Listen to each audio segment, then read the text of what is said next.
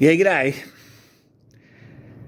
I've been feeling a bit strange lately, a bit off kilter. I've been sort of dizzy, very tired, and all the rest of it. And ever since I got back from Vietnam, I haven't been drinking hardly, the odd beer here and there, but it felt like it had bones in it, so I just haven't been drinking.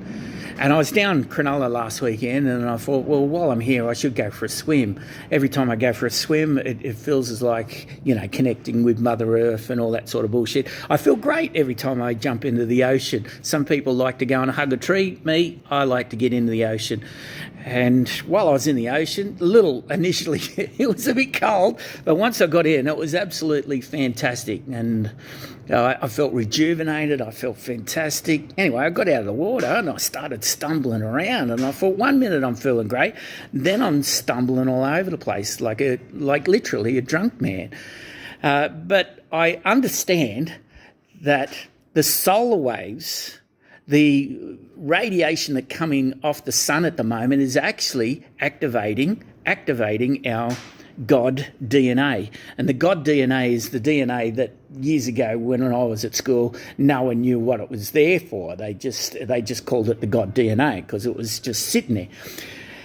Others are saying that the solar radiation at the moment is actually activating that DNA. The DNA was put in there by the Anunnaki, our Frankenstein alien ancestors. They played around with our genes, basically. They took a hominid, and as they say, they put their own essence with one of the hominids here on Earth, planet Earth, and they created Homo sapiens. That's why there seems to be a missing link.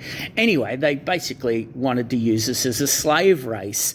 But one of the Anunnaki couldn't help themselves and actually sort of tinkered around and put this little God DNA in there. And it's part of the ascension process. It's part of the awakening as become, if you like, a fully sentient being that's spiritually aware.